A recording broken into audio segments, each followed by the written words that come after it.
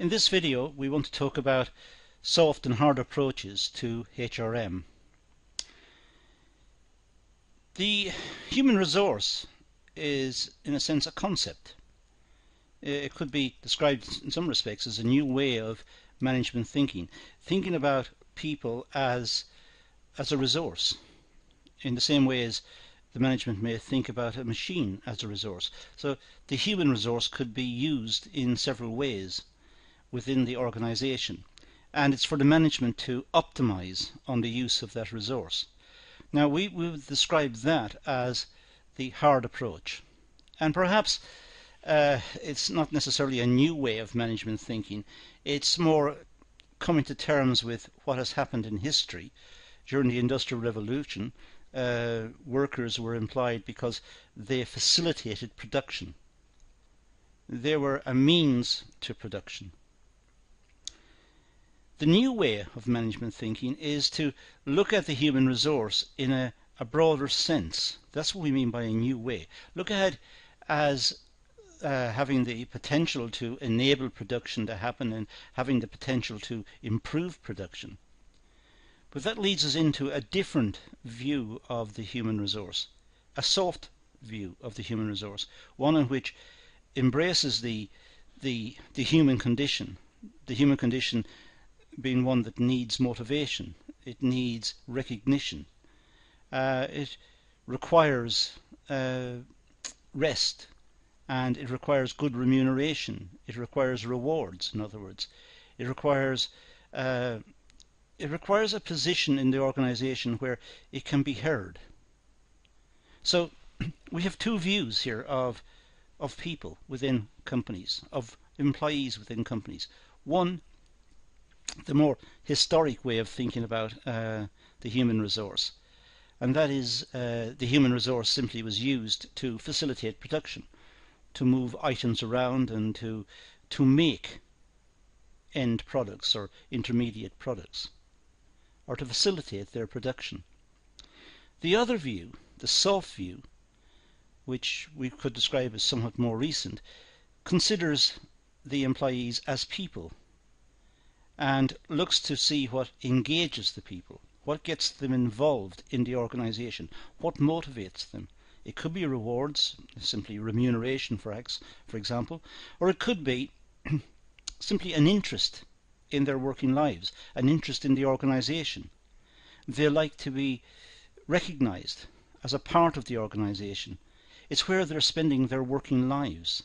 A big proportion of their life will be spent in the organization, and they want to feel a part of that organization. So we have almost a dichotomous view here, a soft approach, which is the more innovative thinking about humans at work, and the hard approach, which is humans are in a sense dehumanized. They become a production facility. They enable production. They serve the machines. They serve the production schedules. They are workers, and their views are not taken into account. Let's see how it pans out in a little more detail. HR theories, policies and practices tend to be geared towards management and monitoring and controlling employees. Most of the theories that we encounter are ones which are aimed at trying to monitor employees, measure their performance, perhaps looking at areas like motivation, having said that, to try and improve their productivity. But they are management orientated theories. The theories are to help management to deal with the employees and to try and maneuver the employees in ways in which will maximize output, perhaps, or minimize costs. There are two approaches, as I said earlier, and in the context of 1 and 2 above, there are two approaches we can identify, the hard approach and the soft approach, and that's the subject matter of this video. But it's important to realize that point one, we could treat humans just as a resource, in which case it's not really a new way of management thinking. It's more a traditional way of management thinking. The newness comes when we extend the concept of the human resource to include their interest in making a contribution, in having a say, in decision making, in making recommendations, in getting involved with health and safety issues and work routines and so on. That's the newness. And we have these two approaches. Let's deal with both of them, the hard and soft approach. We'll start with the hard approach, which really is to do with low commitment on the part of management. The hard approach to HR is centered on organizational objectives and aligning employees to strategic objectives. It's trying to get the employees to work in ways which will achieve the strategic objectives. It's aligning the employees, aligning them in the sense of using them, in the sense of trying to achieve the strategic objectives. That is the essence of the hard approach. It's using the employees to meet the objectives of the business. It's a business-orientated approach. Low employee commitment. Employees are regarded as a resource to add value and achieve competitive advantage. That's why the workers are there. The workers are not there, under this view, to make a contribution in terms of decision making or wider involvement in the organisation. The employees are there to complete certain tasks. That's all. Complete the tasks, no more.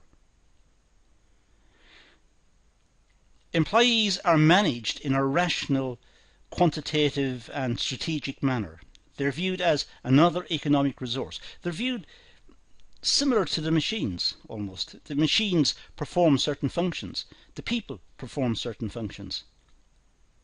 And providing the functions are carried out, the business continues. Under this approach, the views of the employees are not taken into account.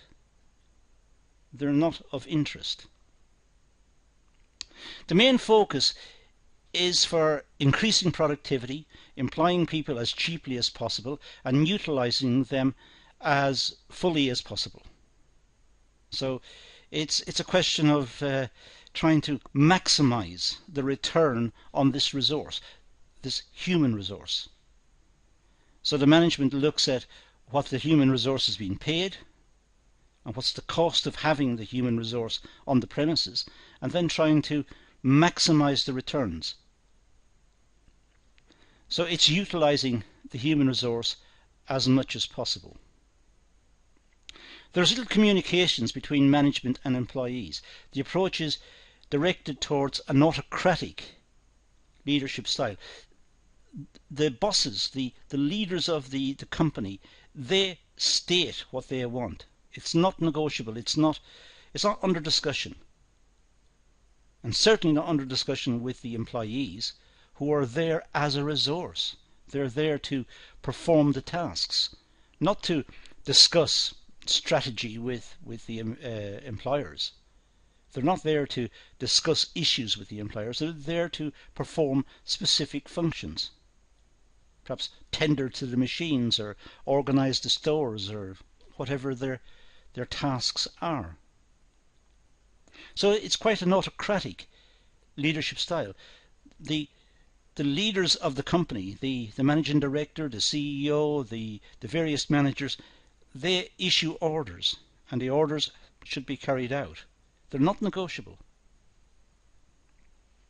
There is no emphasis on employee involvement, empowerment, or delegation of authority. The employees are simply a resource. I keep saying the same things, but the employees are a resource. They're not empowered in any way.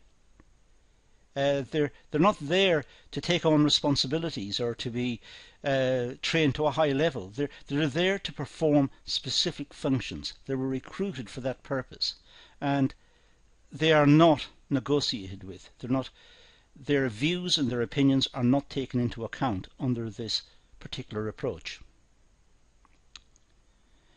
The employees work for minimum pay. I say minimum, a very low pay.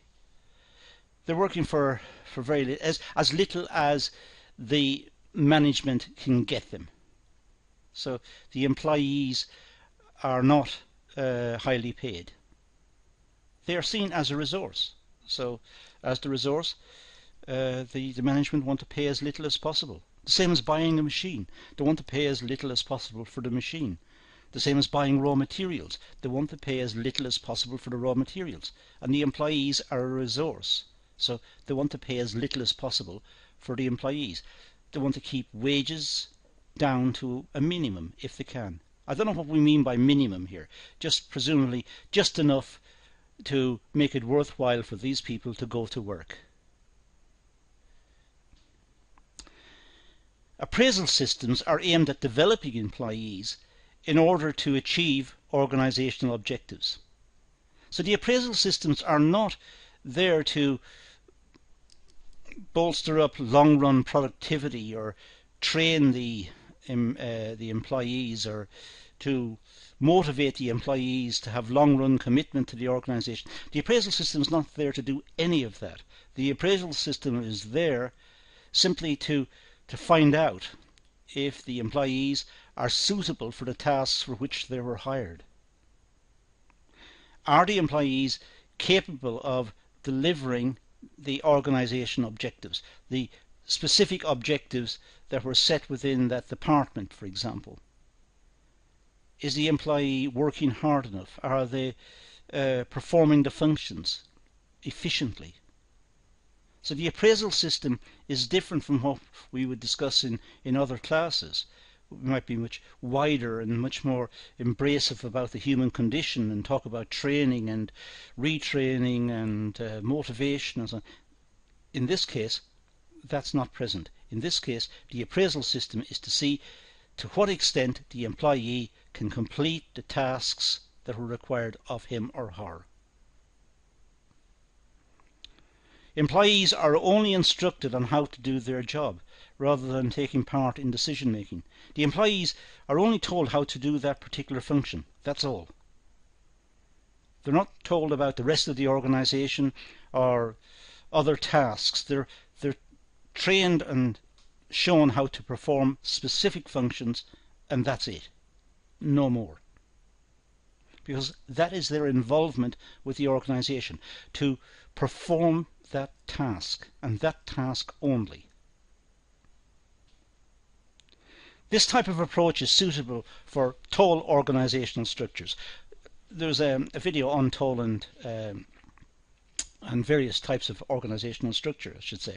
But a tall organizational structure, as opposed to, say, a flat one or a lower one, a tall organization is one with many departments, where the senior executive is very remote from the workers. The senior executive is in the top department. Under the senior executive will be senior managers who are responsible for different functional areas, perhaps accounts, marketing and so on.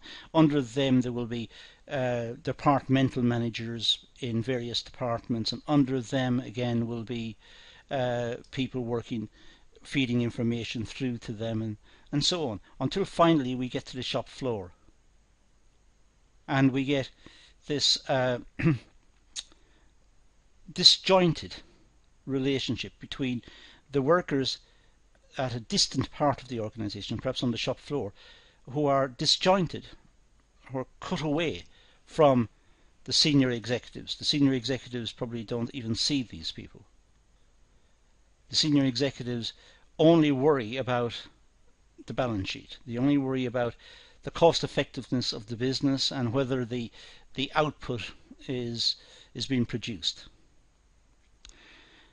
Now I talk about in the context of mostly manual workers, and that's what my discussion up to now seems to suggest. But in fact, this could apply to office staff. It can apply to many different areas of the organization. It can apply to junior management who are given specific tasks to perform, and that's it. Once they perform those tasks, that's the end of their role. They're not involved anymore. And if they leave, they will recruit someone else to perform those tasks. And this would be junior management. So it's as if the top management are not involved day to day in terms of the business or looking at the conditions of the employees or of the various strata that are in a sense cut off from them. So the workers within the organisation simply perform tasks and they are not consulted. Now there are advantages to this approach. It's cost effective. There's no emphasis on employee development or training, so it's cheap.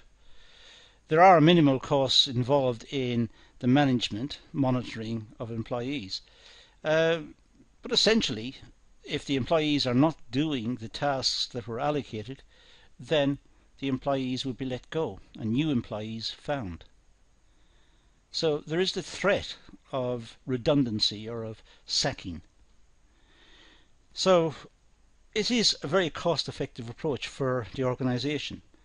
It's almost run on fear. It's run on these people worried about losing their livelihoods. So they must work in the way the management say. But they really are alienated from the organisation. They are there just to do particular tasks. It does enable faster decision making. One-way communication. Therefore, decision making is at the senior management level. So it's one-way communication. The senior management say what they want done, and then the rest do it.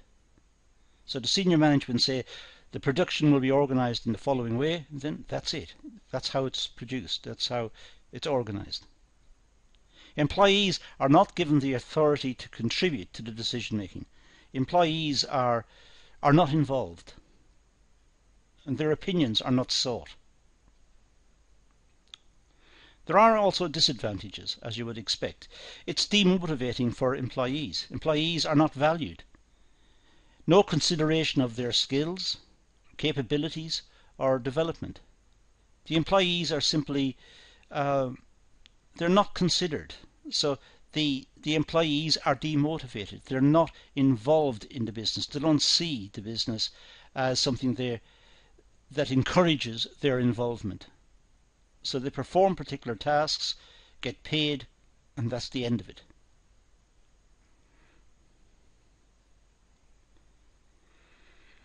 High staff absenteeism and turnover. Employee dissatisfaction leads to high turnover. The employees do not feel a part of the organisation. It does not motivate them. Going to work does not motivate them. They feel alienated. They have no loyalty to the organisation. They feel dissatisfied with what they're doing. So they're constantly looking for better opportunities. Perhaps working for more enlightened employers. So generally speaking, there's a high turnover of labour in this type of organisation. It's an ineffective recruiting practice. Recruitment is based on employee capability to do the job. That's all there is. The recruitment section knows the requirements of the particular job and recruit people to do that particular task. They don't look for wider qualifications or particular aptitudes or skills or retraining capability. They don't look for that. They look for someone who can just do that particular task. So it's not very effective recruitment. Sorry, I'll just go back there. I should say it is effective in the sense that they find people just to do the particular task. But given they may leave quickly, it's not very effective. Sorry, that's what I meant. Now, the soft approach. Well, it's high commitment. This concept is based on the human relations school, and develops the work of Elton Mayo, which is dealt with in other videos. This is a softer element and is concerned with employee development and work behaviour. It's termed softer because it deals with the employee's development, it deals with their work behaviour, it deals with the individual. It tries to motivate the individual and get them involved. It tries to confront the issues that confronts the employee and deal with them, to deal with them together. The organisation helps the employee, and the employee therefore helps the organisation. There's a mutuality in it. There is greater emphasis placed on relationship building, motivation, performance monitoring, leadership and communications. It's much more working together. The employee and the organisation working together to try to achieve better outcomes. Employees are placed at the centre of the organisation. They are a valued asset. Using the term asset sounds a little insulting, but it's meant in this context to be it's a term that praises the employees. They are an asset to the business. In other words, they are a credit to the business. In the language, it means that they are valuable. They're valuable to the business, and their contribution is respected and encouraged. So it's a much more working together relationship. Competitive advantage is achieved through employee commitment, participation, performance, adaptability and loyalty. This is what gives the organisation its competitive advantage. This is what gives the organisation its permanence and its ability to take on new challenges, because it knows that the workforce will try its best to accommodate the changes and will try to learn new skills and will try to adapt, because the workforce are loyal to the organisation. They respect the organisation, they respect the management, because the management respects them. This is based on the unitarist concept. Employees and management share a common goal and work together to achieve organisational objectives. They're all in it together. Management and employees working together for the betterment of the organisation. It's in both their interest that the organisation survives and thrives. The management want to keep their jobs in the same way as the employees want to keep their jobs. They want the organisation to prosper so that they will prosper as well.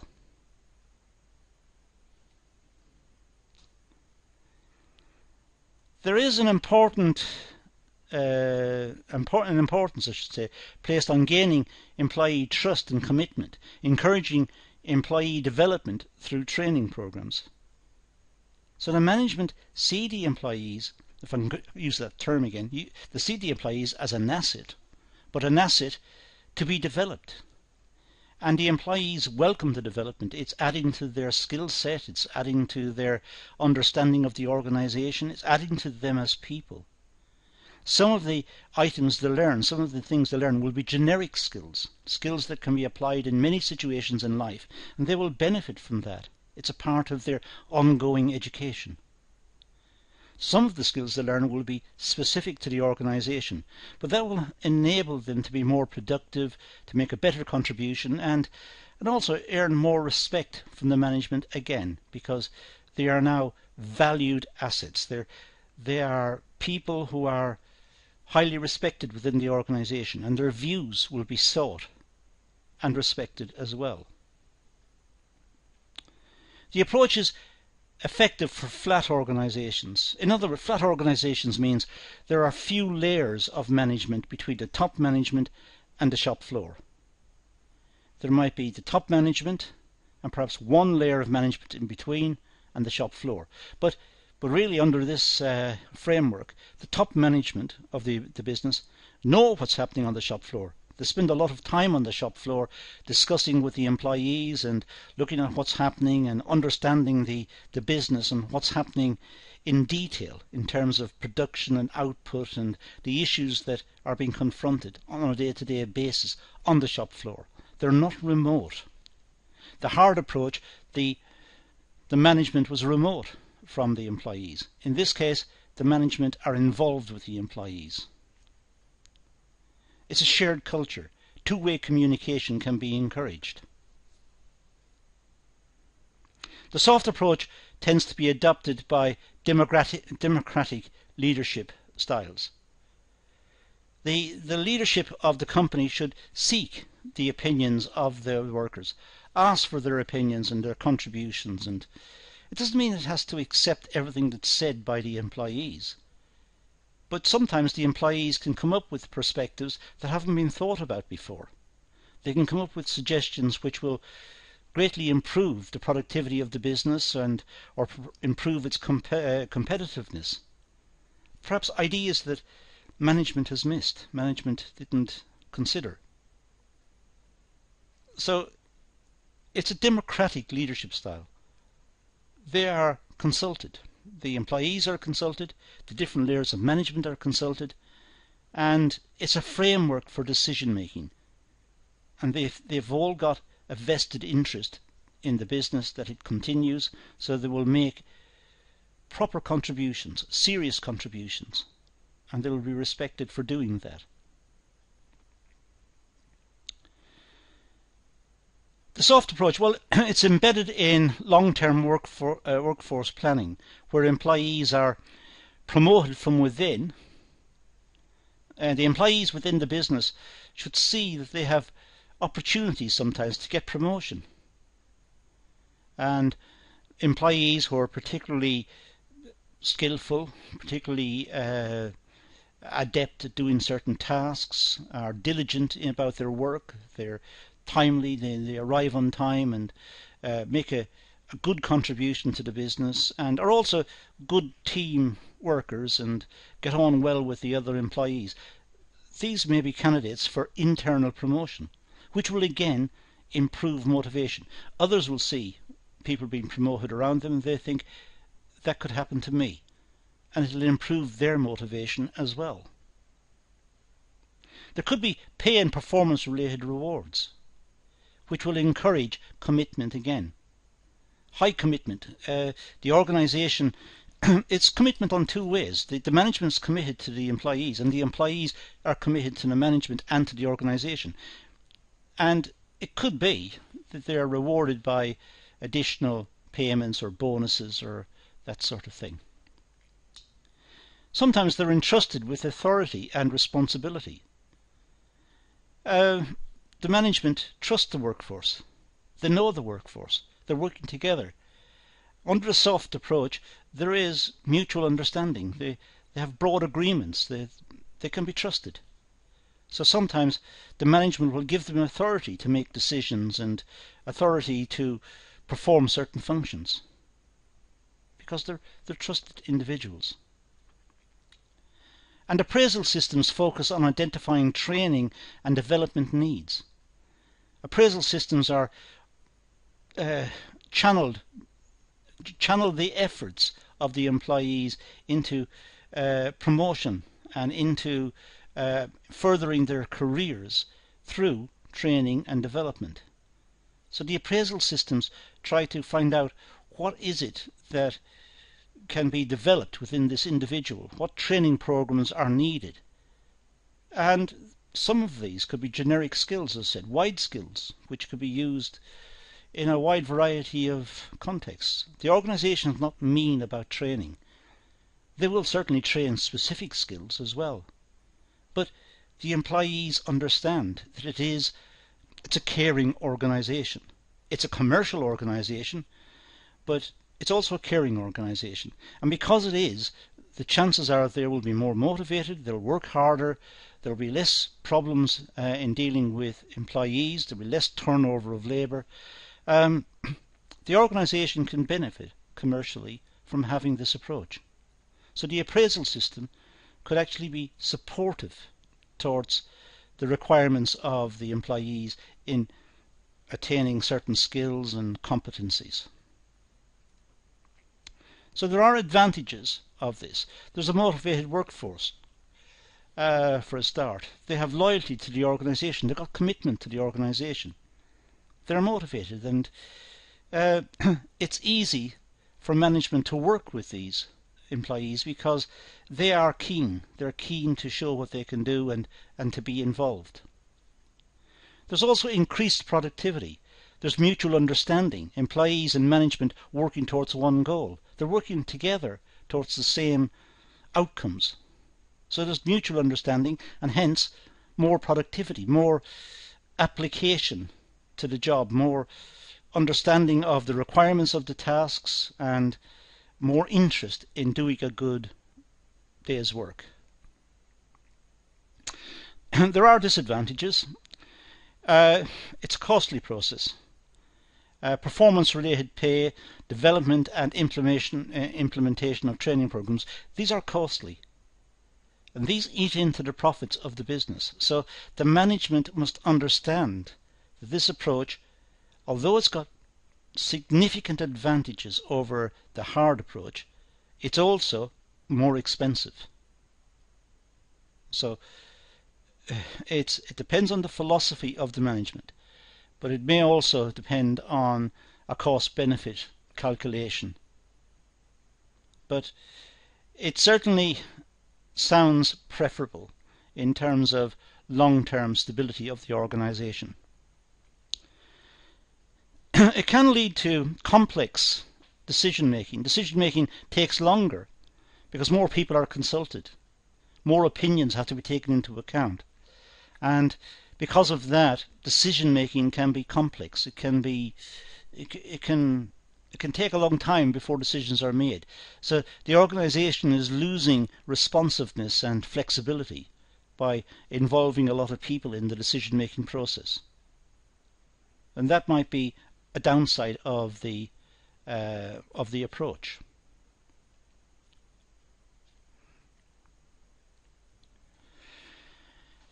Both approaches carry their merits. However, the suitability of each relies on the organisation. It depends on what's been made, what the product is. It depends on the philosophy of the management. It depends on the personality traits almost of the senior management. Do they want the employees to be involved and to make a contribution? Perhaps they don't want. Perhaps they see it as problematic. They see it as widespread consultation, which is costly, provision of training programs from which they may not benefit entirely. So it depends. It depends on the organisation, it depends on the philosophy of the management, the approach of the management. It depends on also the goals and vision of the business. What does the business want to achieve? How does it want to achieve it? The organisation has to specify what its goals are and what its vision is. And if its vision is to make as much profit as possible in a short space of time, maybe the hard approach is the way to go. It seems particularly hard for the employees who are almost dehumanized by the whole process. They are seen simply as a means to achieving certain tasks. They're not consulted, they're not dealt with in a human way. The soft approach is much more inclusive. It enables the employees to make a feedback and to feel a part of the organisation. So it depends on the vision of the business. What does the business want? The organisation may want a long-term committed workforce or a cost-effective business. A long-term committed workforce is the soft approach, gaining the confidence of the workforce, gaining their loyalty, understanding their concerns, providing them with information about the business and the future prospects of the business and so on. Or is it just simply a case of producing the product as cheaply as possible, getting as much produced as quickly as possible at the cheapest possible rate? There are issues here, that wider issues that could be brought into play at this stage. Many businesses nowadays look towards global markets, and they can only compete in global markets if they are very cheap, if they are competitive. And being competitive, generally speaking, does not bode well for the employees of organizations. The employees may be used intensively to produce output and to produce it at the cheapest possible wage. So maybe the whole process of globalization and what we consider to be cheap items coming in from other countries, these are produced under very onerous conditions for the employees elsewhere. And maybe the hard approach is forced on the organizations if they are to engage in this globalized process. And it's forced on the employees as well. It's forced on the management and the employees. It's worth considering that perspective, which may explain the freedom that some managements have in whether to adopt a soft or a hard approach. Sometimes they have no freedom because of the competitive nature of the market. It is entirely the organization's decision on the approach best to suit them. And having said all of what we've just said, of course, whether it's a soft approach or a hard approach that's adopted by management, it's management who determines that. In some countries, of course, there are regulatory frameworks that the management must abide by, statutory frameworks, and these will constitute some constraints on the management to simply use or abuse the employees too much.